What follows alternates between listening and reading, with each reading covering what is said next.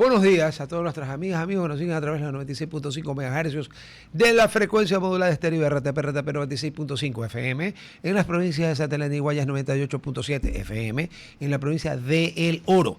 Muy buenos días también a la gente del Real Audio, www.rtp.es. Un solo clic en todas partes del globo. En el programa anterior, la consuleza, hasta en el Averno, hacen un clic. ¿Cómo eran clic en el Averno? Bueno, después vemos eso.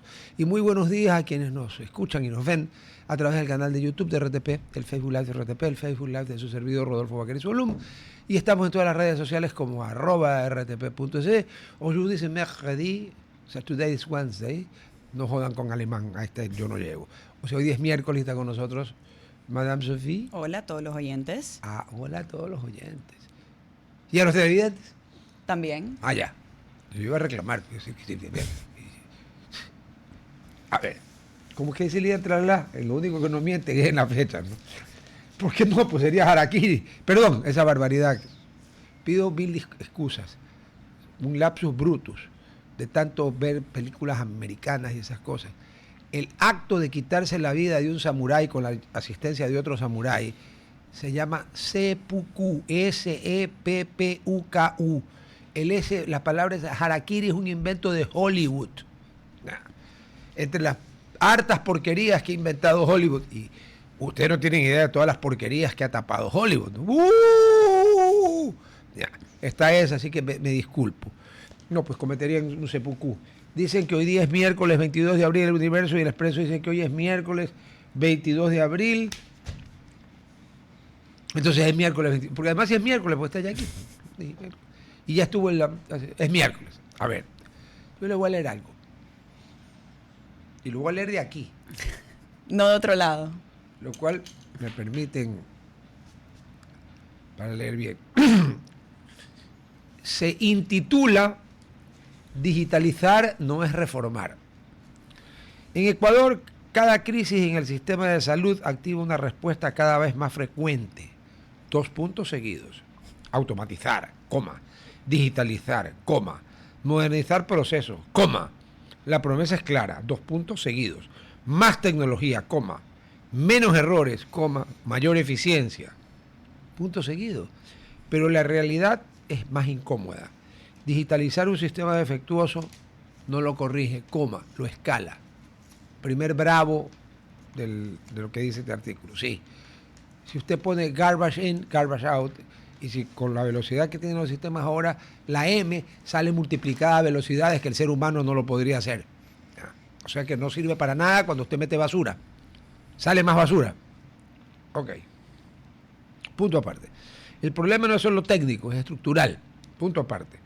Durante años hemos asumido que la falta de eficiencia se resuelve con sistemas, plataformas y registros electrónicos. Punto seguido. Sin embargo, cuando existe corrupción, opacidad o ausencia de control, esos mismos sistemas pueden ser manipulados. Segundo bravo. Pueden ser, son. Punto seguido. La automatización no elimina incentivos perversos. Punto y coma. En muchos casos, los vuelve más sofisticados y menos visibles. A las entonaciones dramáticas son mías, ¿no? Ya.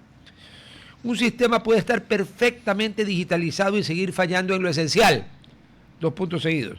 Falta de insumos, citas que no llegan, atención irregular, punto seguido. Porque el problema nunca fue únicamente de información, sino de responsabilidad y consecuencias. Tercer bravo. No me refiero al individuo ese de apellido Bravo, el asaltante, no. Estoy refiriéndome al artículo. Bravo, como en la ópera, cuando la gente se para y grita, ¡bravo, bravo! No, yo sí he visto óperas en un par de teatros turros, ¿no? El Colón de Buenos Aires y la Scala de Milano. Sí. Bueno. Ok. Los países que han logrado mejoras sostenidas en salud pública no comenzaron por la tecnología, sino por los incentivos, punto aparte. Y señores, les ruego que si alguno de ustedes es cardíaco o propenso a tener un ataque de ira y le puede dar un stroke, un derrame cerebral, no oiga, porque vea esto. Punto seguido, ¿no? Los países que han logrado mejoras sostenidas en salud pública no comenzaron por la tecnología, sino por incentivos. Punto seguido. En Ruanda, lugar donde hace unos años se masacraron entre los Hutus y los Tutsis por cientos de miles. En Ruanda, miren con quién nos compararon. En Ruanda, por ejemplo, el financiamiento se vinculó directamente a resultados verificables. 2 puntos seguidos. Consultas efectivas, controles prenatales, vacunación. Si un centro cumple, recibe más recursos. Si no, pierde financiamiento. Oiga, parece una perogrullada, ¿no? Ruanda. O sea, estamos peor que Ruanda en esto, no digo en lo demás. El sistema premia el funcionamiento real, no la simple existencia. Bueno, aquí ya quien escribió esto, pues esto no lo he escrito yo, ya tuvo más generosidad. En Brasil, Ruanda, Brasil. El sistema público, sistema único de saúde, hombre portugués, fala portugués, autor de artículos, grande, Pelé. Bueno, Sistema Único de Salud adoptó un modelo similar a nivel territorial, donde los recursos se asignan según cobertura y desempeño en atención primaria. Punto seguido. El dinero sigue al resultado, no al discurso. Otro bravo. Y aquí viene a llorar. Incluso en contextos con alta fragilidad institucional, como Etiopía, no, ahí no hay fragilidad institucional, ahí se matan, tienen una guerra civil y una guerra con Eritrea desde hace 40 años. Pero miren Etiopía, ¿no? La prioridad fue más básica. 2 puntos. Controlar el flujo de medicamentos y hacer visibles los inventarios. Aquí el día que hagan visibles los inventarios se van a la cárcel todos los bodegueros. Ya, ok. Bueno, hacer visibles los inventarios. Antes de digitalizar, cerraron los espacios más evidentes de corrupción. La lección es clara. La tecnología es una herramienta, no una reforma. Y aquí me permiten un paréntesis mío. La disciplina es un medio para obtener un fin, no es un fin en sí mismo. Los de la SS que mataron a 6 millones eran disciplinadísimos. La disciplina es un fin en sí mismo. Solo un imbécil podría creer eso. Ok. Punto aparte. Eso es mío, no de este artículo. Bueno, la lección es clara, la tecnología es una herramienta, no una reforma. Sin incentivos correctos, sin auditoría real y sin consecuencias, cualquier sistema analógico o digital, y yo añado mágico, hasta ese, cierro, está entre guiones, termina reflejando las mismas fallas. La diferencia es que ahora lo hace con una apariencia de modernidad. Punto aparte. El ciudadano no necesita una plataforma más. Necesita que cuando llegue a un hospital haya medicinas. Atención oportuna. Y un sistema que funcione. O sea, elemental, Watson, ¿no? Aquí no. Aquí eso no hay. No hay. Eso también es mío. Punto aparte. Seguir apostando exclusivamente por la digitalización, sin corregir los incentivos, es insistir en una ilusión de cambio. Punto aparte. Reformar no es automatizar. Reformar es lograr que el sistema finalmente responda. Punto final. Y luego la persona que me lo envía me dice, artículo de mañana y de ustedes verán dónde. Ya lo voy a mostrar. Primero voy a hacer unos comentarios aquí. La persona de quien este artículo, que no me parece bueno ni muy bueno, sino excelente, la persona de la autoría del artículo, es persona educada. Entonces dice, seguir apostando exclusivamente por la digitalización sin corregir los incentivos es insistir en una ilusión de cambio. No, es mantener el sistema para seguir robando, porque son una cueva de ladrones, malnacidos hijos de... Póngamelos para el viernes. Y otra cosa, cuando usted alimenta un sistema digitalizado con una mientras más veloz y efectiva el hardware, y usted mete el software y mete, sí sabe lo que saca, ¿no? Más mierda. Pero a toda velocidad, a una velocidad que el ser humano no puede detectar. Por eso es que la digitalización es el sueño de los pillos. El sistema no lo notó, Poncio Pilato es un gil. Bueno. Dicho lo cual, he leído un editorial que el día de hoy ha sido publicado en la página 9, opinión, del diario Expreso. Dios mío, no había notado la cosa que está, o sea, como el moto de la columna. Es metamorfosis. Dios mío, ha leído a Kafka. Oh, no se creerá, mariposa, que ha pasado por varias etapas, pero no. Metamorfosis, digitalización de reformar, y la columnista de opinión que ha escrito este artículo en Diario Expreso es la señora Sofía Forneris, a quien yo públicamente le aplaudo porque es un artículo que realmente nos pone donde estamos. Perdónenme, yo no soy ella, yo sí soy bien así. Ya cuando estamos peor que Ruanda, estamos en la mierda. O mejor dicho, varios metros debajo de la mierda. Y cuando ni siquiera hacemos las cosas como en Etiopía, que está en guerra civil desde hace décadas, estamos debajo de la mierda, de la mierda. Dejémoslo a Brasil. Señores, el sistema en el Ecuador es una porquería inexistente, llena de mediocres, inútiles, y lo peor de todo, pillos. Y lo peor de todo, pillos malnacidos, porque robarse las medicinas de la gente que no tiene plata para podérselas comprar, sí, no es ser ladrón, es ser canalla. A esos habría que fusilarlos. Pero ya yo también pensando en estos tiempos de woke y de política, de las cosas políticamente correctas, dirán que este es un troglodita, así que carajo. Este país no se lo repartieron entre Colombia y Perú porque un troglodita, Gabriel García Moreno, fusiló a los que tenía que fusilar.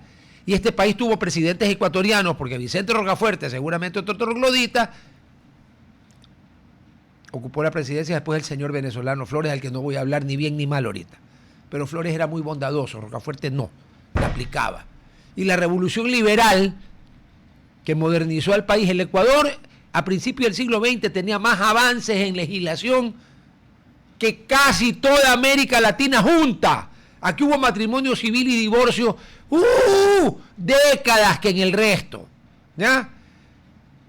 Aquí se abolió esa famosa institución de la colonia, la mita y el concertaje, que era una esclavitud disfrazada en la primera veintena del siglo XX. Aquí se abolió la prisión por deudas, que era una manera de meter a la gente a la cárcel en los primeros 20 años del siglo XX. Y después nos fuimos a la mierda. Ahora sí, Madame Sofía, después de todo, primero que nada, personalmente, me voy a... Usted sabe que los sabidos sacamos tajada de lo que sea, ¿no? Me felicito a mí mismo. ¿Sabe por qué? Porque yo he demostrado tener muy buen, como decimos el snaki de la yaqui en la corda de la street, muy buen ojo ñaño, muy buen criterio para escoger con quién hago programa. Martes y jueves teníamos a la Reina Verde, perdón, excusez-moi, a la actual embajadora plenipotenciaria y extraordinaria del gobierno del Ecuador ante el reino de los belgas, el Gran Duque de Luxemburgo y la Unión Europea.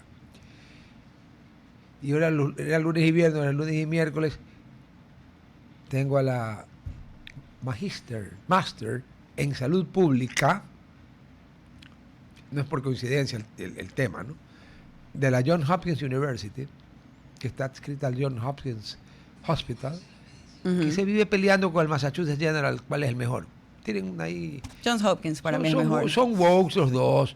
A ver, yo tuve una gran experiencia en el Mass General cuando mi hija pequeña tenía 5 meses. Me lo comentaste. Es de locos eso, o sea, yo todavía no me lo termino de creer. Pero ¿sabes qué? Y te lo traje para analizar un poquito, porque hablamos de 3 países, Etiopía, hablamos de Brasil, Ruanda, y ¿qué es lo que trato de hacer o qué trata de hacer esta columna? Yo creo que para mí es un privilegio poder escribir, me gusta mucho escribir y me gusta mucho estar en la radio, pero yo creo que como semicomunicadores también tenemos una responsabilidad de no solo hablar del problema, sino de hablar de posibles soluciones y ver los ejemplos que hay internacionalmente. ¿Y por qué escogí estos países? En otro programa que hemos tenido, hablamos del sistema de salud pública que son los mejores. ¿Cuál es el mejor? Taiwán tiene un excelente sistema de salud. Sí, pero eso es primer mundo, claro. Pero el problema es que nosotros nos seguimos comparando con el primer mundo y tenemos todavía problemas estructurales básicos que si no los resolvemos no vamos a poder implementar lo que queremos. Parte de eso, por ejemplo, y lo digo, en mi maestría, mi tesis fue acerca de la automatización de programas federales a Women, Infant and Children, que vienen a ser las mujeres, niños e infantes, que habla de la nutrición necesaria durante los primeros 5 años. Programas federales del gobierno federal de los Estados Unidos, ¿no? Sí, es uno de los programas que ha sido criticado de lado y lado. ¿De lado y lado? ¿Pero por qué? Porque tiene mucho funding, tiene muchos recursos, tiene plata. Pero también ha sido muy estudiado. ¿Por qué? Porque funciona. Tú alimentar a una madre, a un niño hasta los 5 años, y no es con leche, sino con estructuras, así sean médicas, de permitir los food stamps que tienen allá. Todo eso los hace... Food stamps son estampillas de descuento para adquirir comida.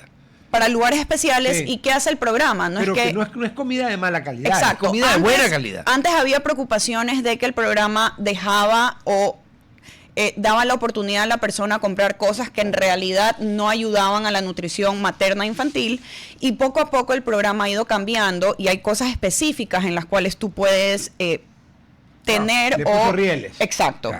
Como todo, yo creo que eso es lo que estamos hablando, un sistema de millones de dólares anuales para mantenerlo. ¿Y qué pasó, digamos, durante el COVID?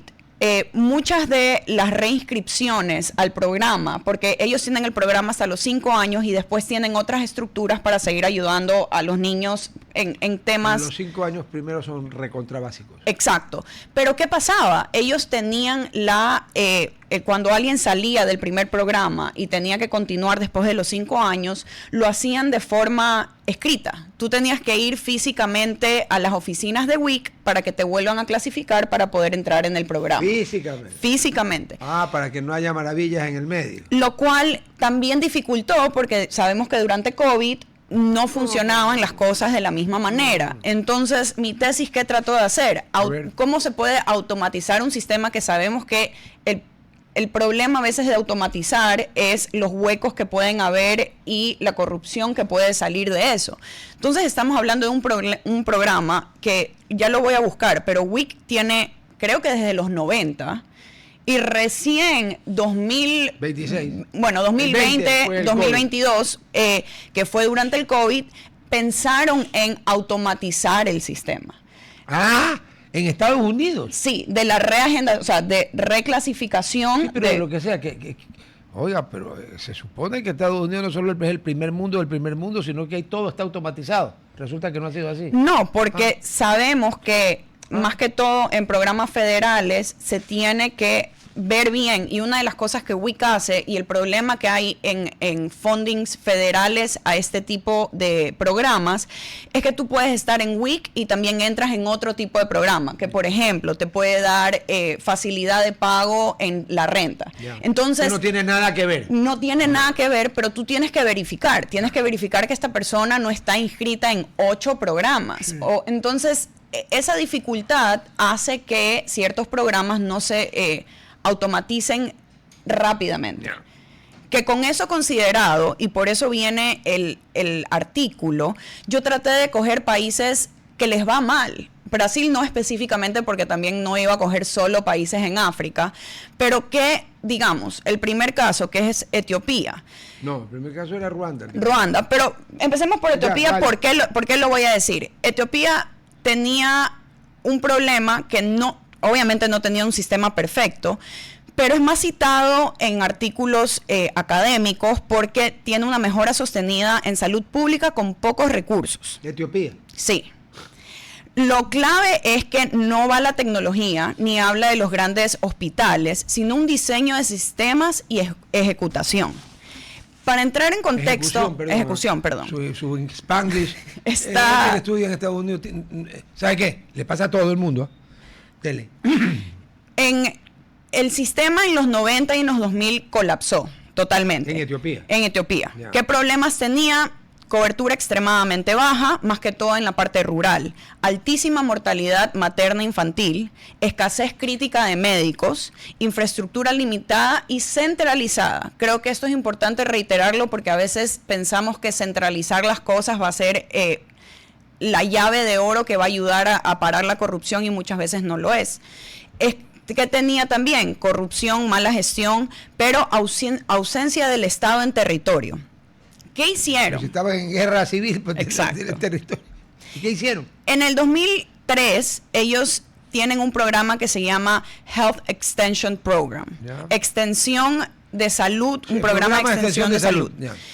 Formaron más de 40,000 trabajadores comunitarios. No médicos. Comunitarios. Trabajadores comunitarios, ya. Muchos de ellos eran mujeres. Cada una cubría una comunidad específica, aproximadamente 2.500 personas. Ya. 40,000 por 2.500 da 1.000.000, ¿no? Sí. Ya. ¿Enfocadas en qué? Inteligentes. ¿Enfocadas en qué venía? Vacunación, salud materna, planificación familiar, higiene y prevención y enfermedades comunes. Ellos no eran médicos, eran agentes de salud que entraban para la prevención y detección temprana. En infraestructura, ellos se dividieron en 3 puntos, obviamente. Yeah. Construyeron muchas clínicas básicas que eran necesarias en la parte rural. No mega hospitales. No mega hospitales. No, clínicas básicas, ya. Tenían el primer nivel que venía a ser la comunidad, que viene a ser este agente de salud que podía diagnosticar si alguien tenía que después ser derivado. Extendieron los centros de salud que hablamos, que son atención básica, primaria y ciertas emergencias. Y después llegaron al nivel 3, que vienen a ser los hospitales. Esto comenzó el 2003. Sí. Yeah. Los resultados en el 2005 hasta el 2015 se evidenció una reducción significativa de mortalidad infantil, aumento fuerte de vacunación y mejora en atención prenatal. Más que nada también el acceso de zonas rurales se evidenció mucho más. Yeah. ¿Cuál es la clave estratégica de este análisis? ¿Qué hicieron ellos? Hablaron sobre volumen sobre satisfacción. Yeah. Esto puede sonar controversial porque sí, la calidad médica y la calidad de nuestros profesionales es importante, pero cuando hay escasez, la calidad médica no puede ser tu único indicador de mejoras. Tiene que ser cuántas atenciones. Ser un indicador, exacto. Pero no ni el único ni el indicador. O sea, entonces, uno más. Uno más. Ya, okay. Invirtió en capital humano básico, no en especialistas caros. Y diseñó un sistema en donde es difícil para el paciente desaparecer del radar. Yeah. Que llega. Al mismo tiempo, estamos hablando de países que no tienen un sistema de salud perfecto. ¿Y cuáles son los problemas que hoy el país está atravesando? Es el subfinanciamiento persistente. Etiopía. Sí. Calidad desigual, falta de especialistas y impacto de conflictos internos. Lo que hablamos, la guerra que tienen. Claro, sí, es que es un problema. Ellos que lograron establecer un sistema básico en donde la prevención y las enfermedades básicas se pueden atender, pero ya llegaron a un programa, estamos hablando de un lapso desde el 2003 hasta ahora. 23 años. Entonces, el sistema obviamente tiene sus problemas, pero ahorita, donde están, ya pueden ir un poco más reflejado a la inversión de hospitales grandes, a tener especialistas. Pero muchos de los problemas médicos, y lo vamos a hablar, ahorita después vamos a hablar de Ruanda, es que ellos tienen que buscar financiamiento exterior. Entonces... A ver, son países pobres. Sí. A ver. Entonces, ¿qué trato de enfatizar? El Ecuador no está a los mismos niveles que ellos están, pero puede coger ciertas estrategias que ya lo han hecho otros países, porque sabemos que nuestros sistemas de salud, no es que solo los hospitales están mal, hay falta de acceso en la parte rural. Y no hay medicinas en ningún lado. No hay medicinas, entonces siempre... Yo pregunto, ¿por qué no hay medicinas? ¿Porque las compran y la demanda es tan grande que se acaban? ¿O porque no las compran? ¿O porque las compran y se roban la mitad? ¿O las 3/4 partes? ¿Cuál de las 3 cree usted? Yo creo que es más hacia la mezcla de las 3. Yo creo que es una mezcla, pero más orientada hacia la tercera. Yo también, ¿ves? Yo creo que medicinas hay, probablemente no las suficientes para suplir los problemas de salud que tenemos, pero medicinas sí hay. ¿Qué hay al mismo tiempo? Nosotros lo podemos ver en hospitales en Guayaquil, que hay personas en posiciones claves, y no digo mandos altos, estoy hablando de mandos pequeños o medios, que tienen acceso a la lista de medicinas y que terminan o llevándoselas y vendiéndolas afuera de los hospitales, porque si tú ves muchos hospitales afuera tienen gente vendiendo medicinas que dice no está a la venta o esto no se puede vender. En el caso del seguro dice medicinas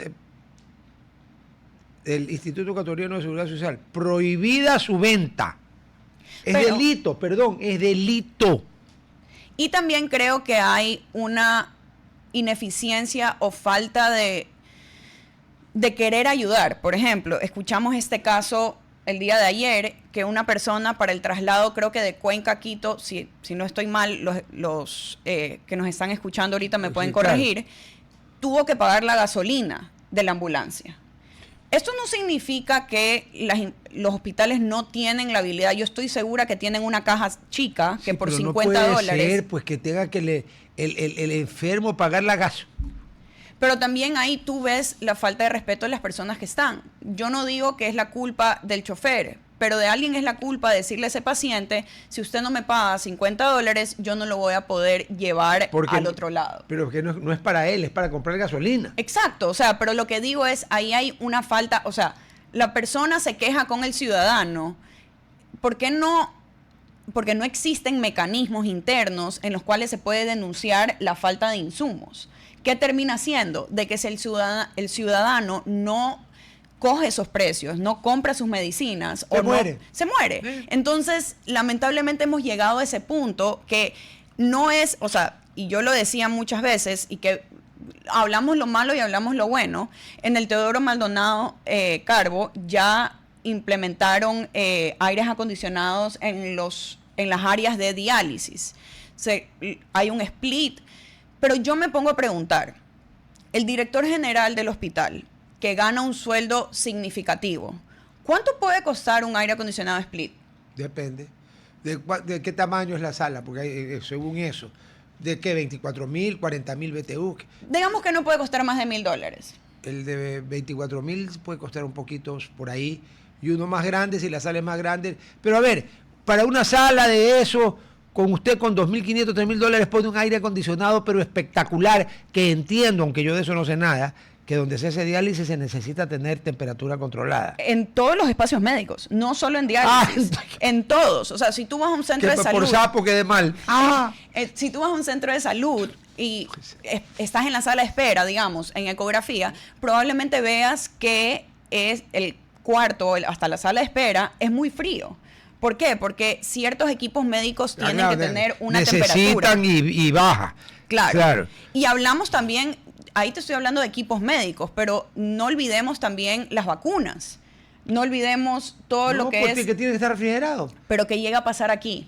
Muchas veces no está refrigerado de la forma correcta. O digamos, se puede ir la luz, lo cual un centro médico... ¿De verdad? Y no tienen la infraestructura para tener un backup, para tener un generador directamente para las refrigeradoras. Se llaman generadores. Sí, pero no lo tienen porque, sinceramente, a ver, comprar generadores a gran escala es algo que recién en los últimos años hemos visto la necesidad. Pero mucha gente, como no pasaba, no habían cortes de 8 o 14 horas o 2 horas. No, eso no había. Sinceramente decían, yo no necesito comprar eso. O no, aquí hay una falta, en la medicina hay una falta de control en el mantenimiento de equipos. ¿Qué pasa? Y eso yo lo quiero ver. Todo el mundo compró tomógrafos hace unos años. Todos los centros médicos tenían tomógrafos. No, competían, yo me acuerdo que salía en el periódico cada gran hospital contando que tomógrafo de última increíble generación, y al mes salía otro diciendo, no, ya, sí me acuerdo. Y pueden ser, y son muy buenos, pero hay muchos de ellos que están dañados. Entonces, ¿por qué? Porque el mantenimiento en instituciones médicas es mucho más caro de lo que pensamos. Entonces, yo cuando veo centros médicos, obviamente, que no invierten en su infraestructura, que no invierten en sus equipos. Es caro. Pero, por ejemplo, yo personalmente, una máquina de anestesia, por ejemplo. Ya vamos a hablar de... Perdón, la segunda parte del programa va a estar relacionada con la anestesia. Ustedes creerán que hemos fumado alguna cosa. No, ya van a ver. Sígale. Pero... ¿Qué pasa con la máquina de anestesia? Por ejemplo, hay muchas marcas que tú puedes tener. Ahorita en el mercado se han introducido muchas marcas chinas, que no es que son malas, pero yo personalmente, yo como persona, tengo más confianza en equipos médicos de General Electric, que vienen a ser, ahorita, digamos, es... No, pues General Electric ha sido General Electric desde que comenzó General Electric. O sea, eso es el referente. Ya. Sí, es el referente. Es el referente. Entonces, tú puedes comprar una máquina de anestesia en 14 mil, 17 mil dólares. ¿Y la General Electric cuánto vale? 42 mil. Holy macro. Entonces, tú estás hablando de doble, si no es casi mucho. El triple, casi el triple. Exacto. Entonces, ¿qué es lo que pasa cuando gerentes solo miran el precio y la idea es solo reducir costos? No estamos pagando por lo mejor. No estamos pagando por algo que conocemos. ¿Y qué puede pasar, digamos, con una máquina china? Puede ser muy buena, pero no tenemos experiencia, no tenemos los repuestos. Y no tienes confianza, y no si tienes no lo has confianza. probado. Entonces... A ver, China hace cosas de todo. A ver, hace cosas muy baratas y por tanto muy malas. Hace cosas más o menos y que están bien en precio, pero también hace cosas muy buenas y que no son nada baratas, por si acaso. Pero los chinos también son muy reales. Sí. Y yo me acuerdo que tuve hace unos años el privilegio de ir a ver la infraestructura que tiene Minrai en China. ¿En qué ciudad? En Shenzhen y Chengdu. Oh, o sea, usted estuvo cerquita de Hong Kong, pues entonces. Por ahí. Claro. Y era muy buena. ¿Y si fue a Hong Kong? No. Yo hice algo que lamentablemente cuando tengo viajes de trabajo Hay que matarla. soy mala a eso y en vez de quedarme, porque habían otras empresas peruanas y todo que se quedaron, obviamente tú cuando vas a China te quedas 2 semanas, yo me quedé 4 días. O sea, viajé más a China de lo que yo me quedé en China, porque tengo ese pensamiento de que cuando es un viaje de trabajo, uno va a trabajar. Pero Shenzhen queda al lado de Yo Hong sé, Kong, pero ya no voy a discutir. Pero digo, Bueno, no fue mi mejor idea. Ahí. Pero ellos mismos te dicen que el número 1 en maquinaria médica sigue siendo General. Okay. O sea, ellos dicen, nosotros somos el número 2. Ellos mismos te dicen. Entonces, están tratando de competir, por supuesto. Tienes buenos productos, por supuesto. Pero yo, personalmente, en medicina, me voy a seguir yendo con el número 1. Bueno, especialmente yo asumo que una máquina de anestesia donde falla... Es que ese es el problema y muchas veces eso es lo que dicen anestesiólogos que tienen mucha experiencia en el país. Si nosotros solo vemos el costo de la máquina y no lo que puede llegar a pasar, ahí es cuando el ciudadano que va a operarse puede tener problemas. Se puede morir, mejor dicho. Pero un poco regresando al caso que te gustó o estabas un poco en shock que lo nombré, que fue Ruanda. Bueno, pues lo de Ruanda, a ver señores, ustedes se han de acordar, hace unos años fue titular de todos los periódicos, todas las radios, todos los canales de televisión del mundo, la matanza de los Hutus y los Tutsis. Eso es Ruanda. Bueno, ¿y ahora? Dicen que Ruanda es probablemente el caso más disciplinado de reconstrucción, y esto es importante, porque ellos empiezan un sistema de salud, obviamente después del colapso, desde cero. Lo cual es muy diferente a lo que está pasando en el Ecuador, es muy diferente a lo que pasa en Etiopía. ¿Por qué? Porque ellos tuvieron, yo digo a veces, el privilegio de empezar de cero y hacer borrón y cuenta nueva, obviamente por problemas internos que habían. Pero hubo en Etiopía, en Ruanda, a comparación o comparado a lo que pasaba en Etiopía, sí hubo un control político fuerte, ejecución centralizada y métricas estrictas. Ellos sí fueron un poco a centralizar las cosas porque no había una estructura que se podía mantener. Pues después de una guerra civil, ¿usted qué estructura piensa tener en el resto del país? En todo el país, imposible. Entonces, hablamos que después del 1994, después del genocidio que hubo en el país, el sistema de salud prácticamente terminó destruido, falta masiva de personal médico, infraestructura devastada, mortalidad infantil y materna extremadamente alta y estados sin capacidad operativa real. O sea, en teoría el Ecuador es un paraíso al lado de eso. Exacto. A ver, veamos qué pasa. El giro se lo hace a mediados de los 2000 y mira, se repite esta idea. 3 pilares claves. Uno de ellos, y el primero, Community Health Workers, que vienen a ser una red nacional de trabajadores comunitarios. Cada comunidad tiene un agente responsable y se enfoca en 3 cosas: prevención, monitoreo y derivación temprana. El segundo es... Eso no hay aquí, por si acaso. Vamos, comencemos por... Eso aquí no hay. Sigamos. El segundo es un seguro comunitario. Que tampoco hay aquí. Que es un sistema de seguro de salud obligatorio y subsidiado. Pero comunitario. Sí. No es individual. Sí. Ya. La población paga según su ingreso. Ya. Y la cobertura incluye muchas zonas rurales. Repetimos lo mismo en los 2 países. Sabemos que cuando hay índices altos de mortalidad materna infantil, el sistema no sirve. ¿Qué sirve a ese punto o qué es lo primero que se tiene que atacar? La ruralidad y la prevención. Porque lo vemos mucho en salud, lo pueden googlear, un programa como WIC, cuando se lo plantea al Congreso, no te habla de es que es bueno para la madre y los niños. Porque así no se hace medicina. Se habla en cuánto esa persona se va a poder ahorrar en toda su vida si llega a prevenir ciertas enfermedades. Y cuánto eso le va a costar al Estado. ¿Cómo es? 1 a 10 es curar contra prevenir, ¿no? Entonces... Nada más 1 a 10. El aquí tercero... nos gusta el 10. Sí. El tercero, que creo que este es el más importante y se lo puede implementar en el Ecuador. Pago por desempeño. Performance-Based Financing, claro, que viene a ser, los centros de salud reciben recursos según sus resultados. ¿Cuántas vacunaciones han hecho en un año? Es como la libreta cuando tú estabas en el colegio, que llevaba con buena libreta, había premio. Llegaba con libreta que aparecía cuartel de bomberos, no había premio, había otra cosa, que para qué vamos a entrar a discutir. Pero muy simple, tienes buenos resultados, toma. Tienes malos resultados, jódete. Exacto. Vacunación, controles prenatales y atención efectiva. Este es el segundo país que mencionamos que se concentra en vacunación, controles prenatales y el cuidado de la mujer. Solo se lo pongo ahí. Sí, ¿y qué países? No es que estamos hablando de Alemania, ni de Suiza, ni de Suecia, Noruega, Dinamarca, fin. No. Porque siempre es verdad lo que dijo Sofía. Uno empieza y se compara con el primer mundo. Nunca nos vamos a comparar con el primer mundo. Porque estamos en el 14º. O sea, no, primero compárate con el 13º. A ver, Ruanda y Etiopía tampoco son el primer mundo. En general creo que están hasta peor que nosotros en muchas cosas. Sí. Nosotros no hemos tenido una guerra con un genocidio de cientos de miles de personas. No. Ni hemos tenido una guerra como Etiopía y Eritrea de 20 y 30 años seguidos. No. Entonces, ¿quién está peor? Pero ¿qué son los resultados? Salud, nosotros.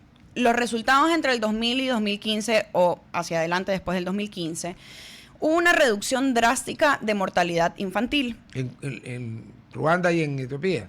Ahorita estamos analizando Ruanda. Ya, ok. Cobertura de salud superior al 80-90%. ¿Qué?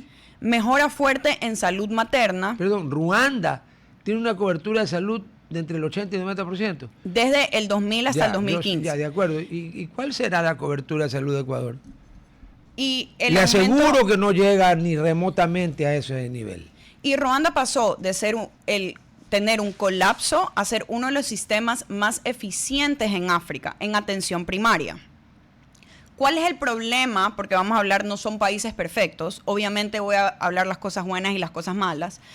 Ruanda hizo algo que muy pocos países lograron. Alineó incentivos, control y ejecución territorial. Lo que en estos momentos está sucediendo en el país, y no hay que romantizar tampoco todos los casos, el problema más grande que tiene es la dependencia de financiamiento exterior. Ruanda. Sí. Es que Ruanda no tiene plata. Tiene que depender del financiamiento exterior. Limitaciones en especialidades. Hablamos médicos que tengan especialidades que puedan cubrir ciertas necesidades que en este momento no se cubren. Pero hay un punto que hay que notar allí, ¿no? muchos médicos cuando fueron genocidios o los mataron o salieron huyendo. Sí. Limitaciones de especialidades, presión sobre la infraestructura hospitalaria. Entonces, hablamos de que después de que terminamos la atención rural y la atención primaria, ahí se tienen que concentrar en la infraestructura hospitalaria a un nivel 3. Hablamos de quirófanos que puedan hacer cirugías mucho más fuertes, no estamos hablando complicadas. El sistema en Ruanda en estos momentos, ¿y cuál es el problema? Está muy centralizado y depende del control político. Claro, Etiopía descentralizó, Ruanda centralizó. Ajá. Ya. Y al centralizarlo en un país que tiene incertidumbre política, como viene a ser, depende mucho de qué gobierno o cuáles son, qué es importante para el gobierno y cómo se va a distribuir la atención médica. Por eso es que hay un control, yo creo que muy importante entre centralizar y obviamente dejar que ciertos centros puedan hacer lo que ellos piensan que es mejor para su funcionamiento. Y aquí un contraste potente entre Ecuador y Ruanda. Ecuador paga estructuras, no mide resultados y tiene incentivos que no son muy claros. En Ruanda, se paga debido a los resultados Ahora, que tiene. Nosotros tenemos una ventaja, al menos aquí en Guayaquil, la Junta de Beneficencia. Maternidad, el Hospital de Niños, el Hospital General y hasta el hospital donde deberían estar recluidos algunos que yo conozco, el de Neurociencias. Ya. Hay gente extranjeros que cuando uno les cuenta no te creen, pero aquí durante mucho tiempo la única maternidad que existió fue la Enrique Sotomayor, porque al Estado le importó un carajo si había una maternidad en Guayaquil. Durante mucho tiempo el único hospital general que existió aquí fue Luis Bernaza. Sí. ¿Por qué? Porque el Estado o no le importó un carajo o decía, no hay plata.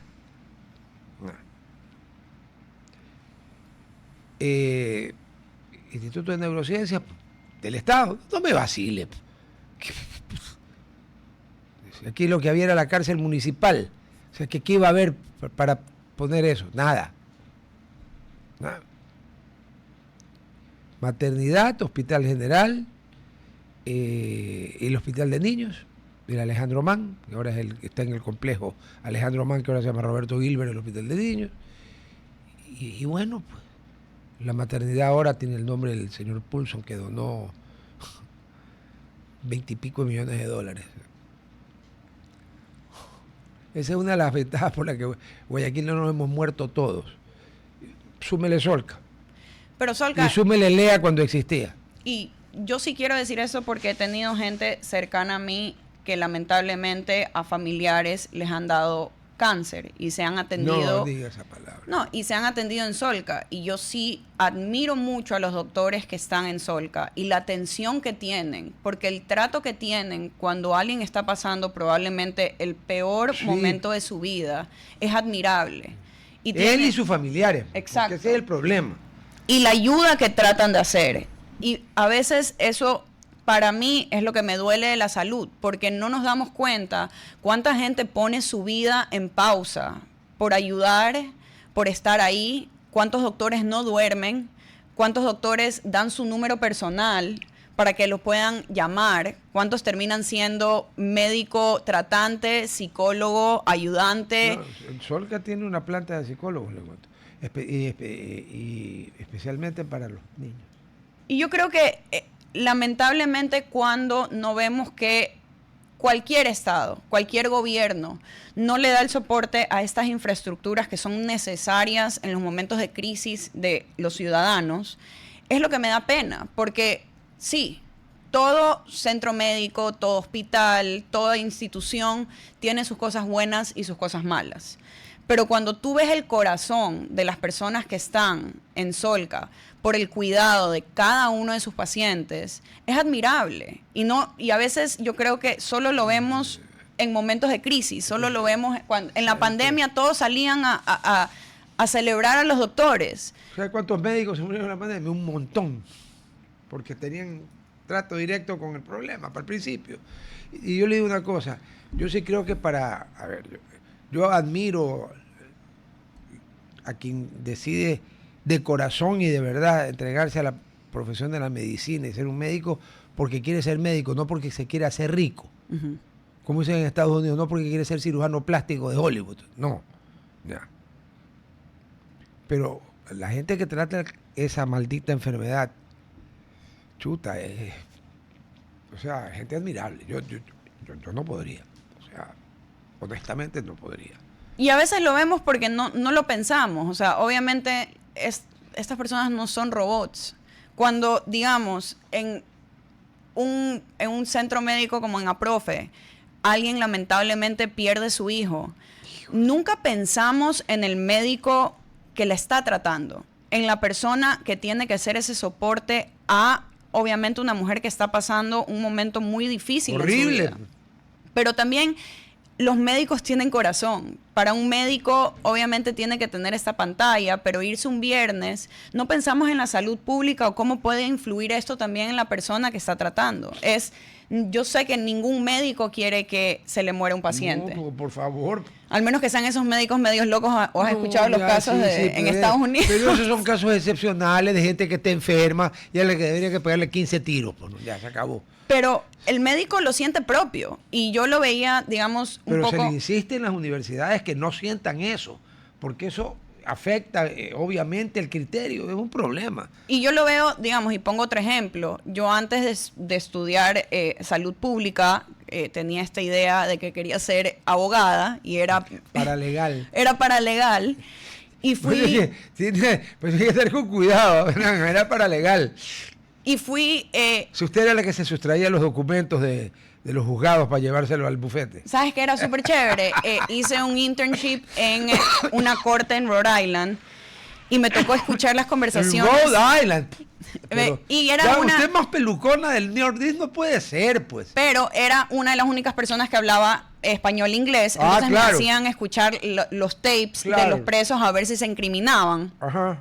Pero yo trabajaba en el Elderly Abuse Unit, que viene a ser gente mayor que la abusan financieramente, físicamente.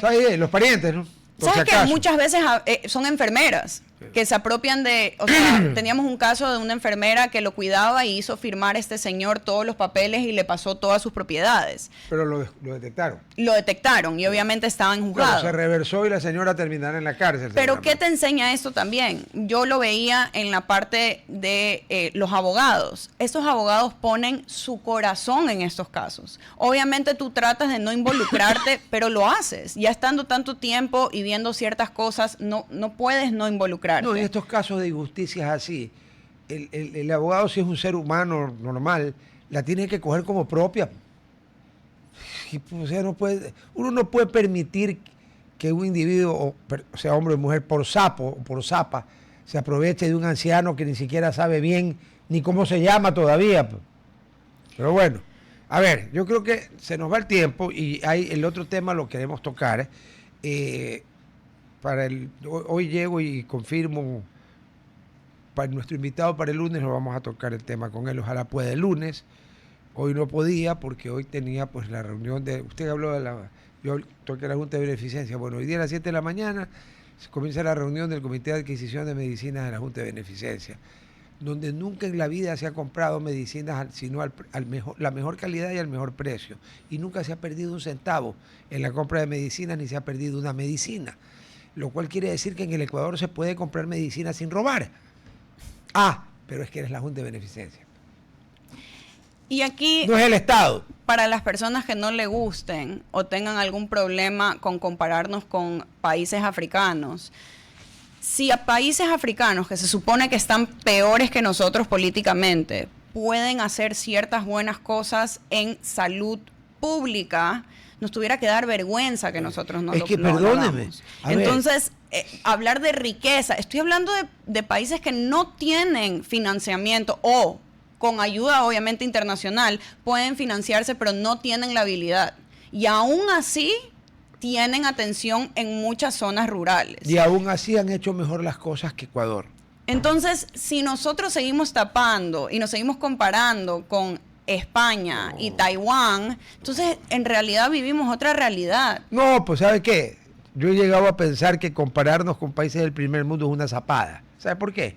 Porque la diferencia es tan obvia y tan grande que ¿sabe cuál es la excusa? No, pues que nunca vamos a llegar a ello. Entonces comparémonos con lo que comparamos ahorita. Ruanda y Etiopía, dos países que por razones distintas se fueron a la mierda.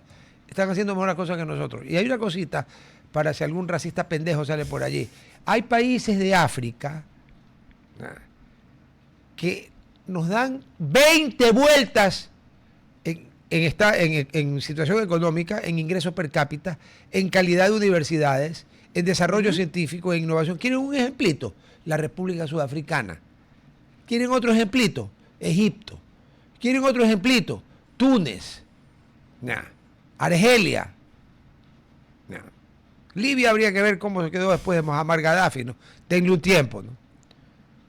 Así que, pero Ruanda estuvo, lo de Ruanda fue una masacre descomunal, destruyó el país, mataron por centenares de miles. Pero Miren lo que está haciendo Ruanda. Y también es racismo pensar que todos los países en África son países extremadamente pobres, que tienes a los niños y se toman la foto. Eso es parte también de una mala... estereotipo. Es un estereotipo. Pero con mala leche, como dirían los españoles. Exacto. Ya que nos vamos a comparar con los españolitos. Oiga, y otra cosa. A ver, que nosotros podemos estar peor. Pero un pillo ladrón, él y toda su familia, como Pedro Sánchez, no hemos tenido en el Ecuador en no me acuerdo qué tiempo. No, y para los que son enfermos que odian a ciertos presidentes que no voy a mencionar. No. Ese por lo menos no tenía...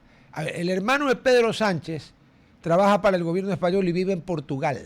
Yo no sé cómo carajo vive en Portugal, trabaja para el gobierno, pero cobra el cheque. La mujer de Pedro Sánchez se las ingenió para que la Universidad Complutense de Madrid, que es una de las mejores universidades de España, le haya encargado un programa de posgrado a esta infeliz ratera que ni siquiera ha terminado que ella no tiene un posgrado. Y está en duda su título universitario, pero dirigía un posgrado. Claro. Ahí está. Así que a mí no, a ver, ¿qué tanto de que Europa, a ver. Ahora sí. El caso. Sofía, hace unos días, desenvainó, no sé si era el alfanje del profeta, la espada de los cruzados, la daga florentina, y más o menos me la puso aquí. Y dijo, quiero hablar del tema de la... Yo no entendía mucho. Sí. Bueno, lo cierto es que es un tema vinculado con Argentina, un país al que yo quiero muchísimo, porque estaba mucho allí, mi hija estudió allí, me parece maravilloso, y etcétera, bello etcétera. País. Pero ha tenido unos peros gigantescos, el ratero y abusador de mujeres, de Fernández, la expresidenta y vicepresidenta que está... En realidad tienen una cosa que aquí no hay. Allá cuando usted es tercera edad puede acceder a cumplir la condena en arresto domiciliario. Aquí no. Aquí es mientras en el momento que te condenan te vas a la cárcel. Así seas de una cierta edad. Así tengas la edad que tengas. Eso es aquí. En Argentina además es un privilegio. El juez lo concede o no lo concede. Pero bueno, la señora Cristina Fernández de Kirchner, que las malas lenguas dicen que fue novia de casi todos los presidentes progresistas de Sudamérica, incluyendo Ecuador. Así dicen, ¿no? Bueno, entre ella y Fernández saquearon el país, inflaciones. Yo cada año que iba 2 veces al año a visitar a mi hija, el peso se iba cada vez más a la M. Daba vergüenza pagar cuando uno daba cálculo lo que estaba pagando.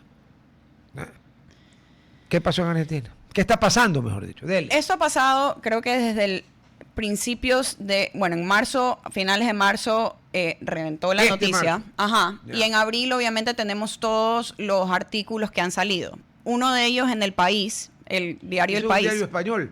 Pero creo que lo resumió muy bien, porque es un caso muy largo y aquí hay mucha especulación, porque de ahí lo vamos a hablar. Como en Ecuador pasa, hay cosas que son certeras y ya se están probando en el juicio, y hay otras que ha salido un voice note en WhatsApp de alguien que se supone que conoce, entonces a veces hay que como separar la información. El grano de la paja, tía. Una muerte destapa fiestas de médicos con fentanilo y propofol. ¿Qué? Una muerte... Destapa fiestas de médicos con fentanilo y propofol robados de hospitales argentinos. En Argentina. Sí. El 20 Perdón, fentanilo sé qué es. ¿El otro qué dice usted? Propofol. ¿Qué es eso? ahí tengo que googlearlo. La verdad es que de ese tipo de... Pero un caramelo no es. No, o sea, son medicinas, y eso lo vamos a decir, no son medicinas que tú puedes encontrar en una farmacia. No, pues son no te vende. Vaya, compre por fentanilo una farmacia. En Estados Unidos vaya me da una unidad de fentanilo. El FBI te cae ahí. No. Pero son claramente medicinas que tienen que ser compradas para intervenciones médicas en las cuales tienes que dormir al paciente, y se hace a veces combinación entre ciertas medicinas. Supongo que deben de ser todas sujetas a recetas médicas. Sí. No son over the counter. No, y tampoco se las dan a la gente. O sea, es durante la cirugía. Son compradas por el hospital. Ya. Ok, gracias por la aclaración. Entonces, el 20 de febrero, un anestesista argentino de 31 años fue encontrado muerto en su departamento del barrio de Palermo, Buenos Aires. Según los primeros reportes de personal de emergencia, tenía una vía conectada al pie derecho, insumos descartables para inyectarse y 2 fármacos que no se comercializaban en farmacias ni eran disponibles para uso particular, lo que habíamos dicho, propofol y fentanilo. La muerte del médico que trabajaba en guardia en el Hospital de Niños Ricardo Gutiérrez y había sido residente del Hospital Rivadavia. Ambos son públicos, y por esto es importante, porque son hospitales públicos y después se meten hospitales privados. Hay muchos hospitales públicos y muy buenos, me han dicho. Por ejemplo, en el tema de niños, el Garrahan. Entonces, esto reveló una amplia... hubo una investigación judicial que todavía sigue. El muerto lo encontraron con la vena... Con la vía en el pie. O sea que aquí no hay cómo decir que no es que se murió de otra cosa. Se murió porque lo que se metió lo mató. Sí. Ya, ok. Y apunta a profesionales de salud con un presunto robo de medicación para redistribuirlos y consumirlos en fiestas con fines recreativos, que se llamaban Propofest. ¿Qué? Cuando te invitaban a una Propofest, tú ya sabías que ibas a lo que sabías. Ajá. A fentanilo, propofol, todo eso. Ya. Exactamente. Uy, estamos atrasados, gracias a Dios. Entonces, esperemos, ¿no? ¿Qué se encontró? Que las drogas que se encontraban en el domicilio de este médico permanecían a otro establecimiento, el Hospital Italiano de Buenos Aires. Lo que motivó a un... O sea que él no los había podido robar allí porque él no trabajaba allí. Exacto. Entonces, ahí se habló un poco de una red de anestesiólogos o médicos que claramente alguien que después es un anestesiólogo de planta del Hospital Italiano, que después de que esto reventó, él sorpresivamente renunció y desapareció. No, pues qué sorpresivamente, si él era el que robaba. Con una residente de tercer año. Ella era una de las personas que tenía estos grupos en WhatsApp y tenían una red de anestesiólogos que consumían estas drogas afuera de los hospitales. ¿Qué es el caso curioso en este caso? Perdóneme, otro más, porque ahorita todo lo que usted me está diciendo, le juro que para mí es re curioso. Entonces, ¿qué es lo que pasa aquí o preocupa? Que decían que en el Hospital Italiano ellos obviamente les hacían pruebas de drogas a los anestesiólogos antes de trabajar. Ellos tenían... no lo han hecho. Pero ellos justo tenían a gente que le decía a estos anestesiólogos cuándo iban a hacer, y ellos sacaban permisos o excusas médicas para no estar ahí. ¿Por qué también es interesante que se encuentre la vía en el pie? Porque justamente siendo anestesiólogos, tú no puedes entrar a quirófano, tú tienes obviamente la manga, no puedes tener marcas de nada, man, por aquí. Porque obviamente iba a crear sospechas. Entre los dedos de los pies, y acá también es otro lugar preferido, por lo que los junkies en Estados Unidos, por lo que les gusta inyectarse, lo que sabemos, porque no se ve, pues. Sí. Ok. De acuerdo a los documentos judiciales que se han presentado en este caso, la investigación no se limita al faltante de las drogas, sino el contexto utilizado y para qué las utilizaban. Hay una denuncia precisa que estos anestesiólogos eran consumidores fuera del acto médico, sin indicaciones clínicas, sin monitoreo, y tenían prácticas raras. ¿Qué es decir? Tú necesitas infraestructura o ciertos productos médicos para poder administrarte esta droga. Ellos se lo habían también robado de los hospitales. Y tenían ellos a un designado en estas fiestas que si alguien obviamente... Era el chofer designado, o sea, tú no te puedes poner nada porque si le pasa algo a alguien tú actúas, ¿esa era la cosa? No, era así, a ellos les daba una sobredosis, obviamente se volaban, alguien podía como que ayudarlos a regresarse. Entonces, estaban, era un mecanismo... O sea, bien hecho. Bien hecho. Es más... O sea, muy más éticamente pésimo, sí. Pero el modus operandi estaba bien hecho. Ya, okay. Y esto también surge porque las personas que están involucradas en este caso tenían recursos. Son de familias, no digo las más ricas de Argentina, pero tenían un puesto privilegiado, no era gente que no tenía acceso a una buena vida, digamos. Entonces fue muy sorpresivo porque cuando arrestaron a ciertos médicos, lo hicieron sí, los han arrestado. Sí. Lo hicieron de una forma muy leve para la ciudadanía. Es decir, obviamente, como ellos son de clase relativamente alta, tú no entras a la puerta, le tumbas la puerta, sino que le tocas la puerta y le dices a la mamá que te tienes que llevar a la niña. Entonces, hay obviamente una idea de que porque estas personas tienen dinero, tienen una buena educación, se las trata de una forma diferente. El mundo, lamentablemente. Sí. Pero según ciertas versiones, y eso es lo que habíamos dicho, los medicamentos eran administrados mediante bombas de infusión. Y había una persona... ¿Perdón, una qué? Bomba de infusión, que la robaban de los hospitales. ¿Me puede explicar? Más o menos ya sé que no es una bomba explosiva, eso sí, no soy tan bruto. Pero es un producto médico. Infusión quiere decir que sirve para meter algo. Entonces... ¿Y por qué lo tiene que meter con una bomba y no con una jeringuilla? Porque dicen, o sea, lo que hablan de la investigación, que había una persona encargada en ambucear, se llama. Es decir, ventilar manualmente, mediante el producto médico, a quienes sufrían apnea por consecuencias del consumo. Pero perdón un ratito, espere, déjeme ver que yo soy limitadito. Usted me está diciendo que médicos, profesionales de medicina, gente que estudió farmacología y todo, hacían este tipo de cosas. ¿Qué pensaban? ¿Que nunca les iba a pasar nada? Claro, es lo que piensan aquí todos. Nunca me ven, a mí no me ven, a mí no me cogen, a mí no me pescan. Sí, te ven, te cogen y te pescan. Yo creo que, y ahí vemos un poco la responsabilidad de crear profesionales, no solo obviamente capacitados, pero que tengan ética, señora, ética. Entonces, la gente cree que es un grupo de heavy metal griego. ¡No!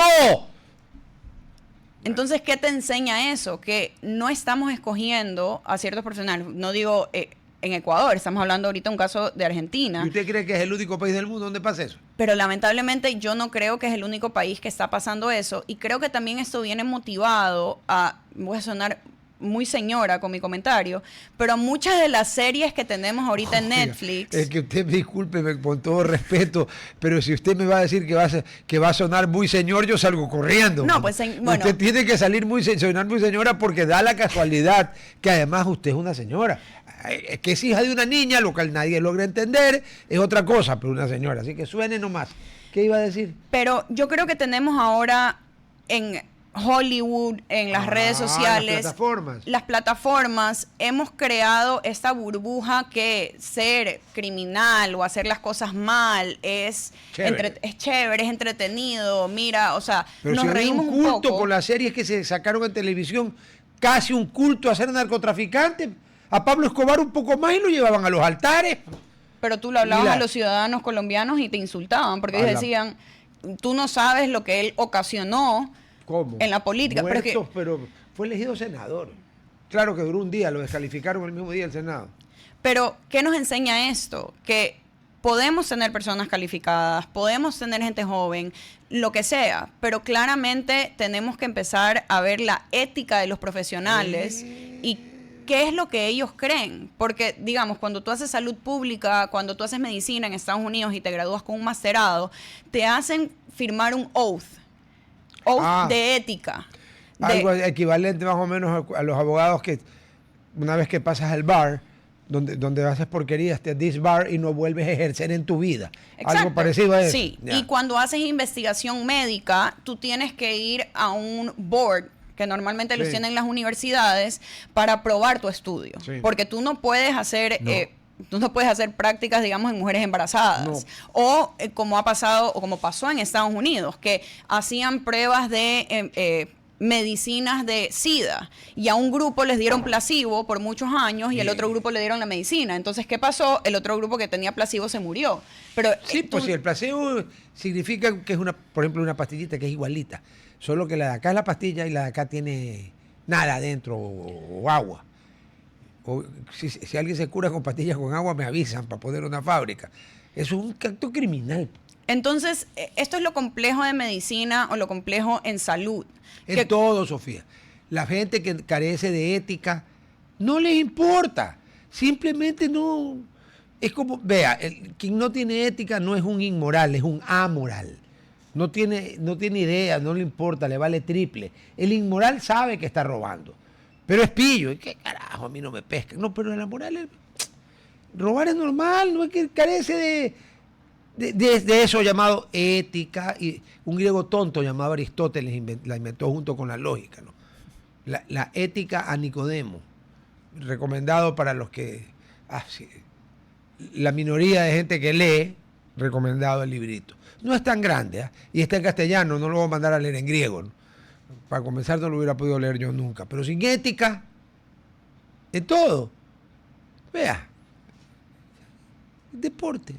Aquí seguimos para que vean el grado de corrupción que tan metido está la falta de ética y todo en el Ecuador. Que aquí un ciudadano que fue probado por el testimonio de un coronel de la policía que hizo la investigación ante la Corte Suprema de Justicia de la Confederación Helvética, conocida en estos barrios como Suiza, de que el señor no es ecuatoriano ni nacido en playa, sino nacido en Colombia, sigue jugando como ecuatoriano. ¿Usted cree que algún fiscal con el fallo de la Corte Suprema de la Confederación Helvética, tremenda noticia crimen, inició una investigación? ¿Usted cree que un fiscal, en base al testimonio del coronel de policía al que la Federación Ecuatoriana de Fútbol le encargó que investigue el caso, ha iniciado algo? ¡No! Ahí está el señor. Yo estoy hablando del señor Bayro Castillo, por si acaso, yo hablo con nombre y apellido. Ahí está el señor. Y aquí nadie. Y cuando Chile y Perú reclamaron, a los enfermos nacionalistas que lo que tienen es mierda en el cerebro, que por qué tenía que meterse la FIFA y el TAS en una resolución de la justicia. ¿Sí sabe cómo fue que le dieron la nacionalidad? El famoso juez Curipayo, el que tenía ¿cómo se llama? El tarifario. Uh-huh. Ese es el que le ordenó al registro civil, bajo riesgo de desacato, de que lo cedule, y una vez cedulado se le dio un pasaporte. Ahí, señor, de entrada hay un delito de entrada, ¿no es cierto? Falsedad ideológica. Porque la cédula, si bien era una cédula emitida por el registro civil, la información era falsa. Ídem en el pasaporte. ¿Alguien ha hecho algo? No. ¿Alguno, pregunto yo, alguno de los comentaristas deportivos honestos, porque sí hay, ha dicho algo? No. ¿Saben por qué no? No me van a decir que no es por dañar, que es para no dañar la reputación del país, porque después del fallo de la Corte Suprema de Suiza, pues la reputación del país se fue a la M, más de lo que ya está. No, pregúntele por qué no tocan el tema. No es por plata. Bueno, en algunos casos sí, yo dije los honestos. Los honestos no lo tocan porque ahí viene el problema de la ética. No pueden discernir que no es ético que por no perjudicar a una institución o a un equipo, porque a nosotros nos quitaron 3 puntos a la Federación Ecuatoriana de Fútbol, la selección, quedarse callado y no tocar más el tema. Eso, señores, no es ético. Y entonces, ahí tiene, es en todo. ¿O usted cree que el juez Curipayo tenía ética? Es que el problema es que comparamos, y eso es lo que me da pena a veces de la política del país, es cuando, digamos, el gobierno de Noboa hace algo mal, salen los correístas a decir, es que esto pasó, o el otro grupo, o sea, estamos midiendo quién hizo peor las cosas y cuál es el peor error. Y yo le digo, o sea, sacamos error por error y no buscamos una solución. Yo creo que los errores y otras cosas peores tienen que denunciarse y tratarse en cualquier gobierno. Lo que yo no acepto es lo que cuando los hicieron otros se quedaron callados o miraron para otro lado, ahora salgan pero enarbondando los pendones de la cruzada y se crean, no importa, estamos en este mundo y ahora todos somos iguales. Se crean Richard de Lionheart, Ricardo Corazón de León, el rey de Inglaterra. Sí saben qué defectillo tenía, ¿no? Era a ver, uno que no tiene nada que ver con la cobardía, porque se fue a pelear a las cruzadas. Él. En ese tiempo los reyes iban y peleaban ellos. No es que mandaban a pelear. Bueno, nada.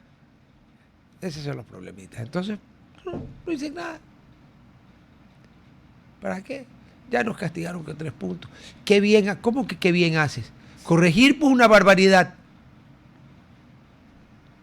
Y para no hablar de otro caso, que mejor ni hablemos. El lunes le ofrezco tener un médico aquí para hablar de eso. ¿Y qué médico? ¿No? Ya van a ver. Ahora, si usted tuviera que apostar, ¿lo harán aquí? Eso creo que sería muy curioso hablar con alguien que ha estado en instituciones públicas, ha sido un médico por muchos años, o que hablamos de experiencia y saber, y ver si, digamos, hablamos de falta de medicinas, ¿dónde se le están robando? ¿Cuáles pueden ser los huecos que existen? Y cómo cualquier gobierno que venga, o el gobierno actual, lo que sea, puede tapar esos huecos. Aquí el punto tiene que ser mejorar la salud pública. No importa de dónde venga. Y en este punto no podemos seguir permitiendo que la gente muera por falta de servicios. Y creo que... o de medicinas. Exacto. Yo creo que ya es hora un poco para buscar soluciones. Obviamente, hablar del problema, mencionarlo, pero ¿qué podemos hacer cada uno para mejorarlo? Lo que no podemos hacer es hacernos los cojudos, como que si no pasara nada. ¿Quién fue el que dijo que lo único que se necesita para que los malos triunfen es que los buenos no digan nada y no hagan nada? Así que, ¿en qué lado quieren estar? Nos vemos mañana, chao. Hasta mañana. RTP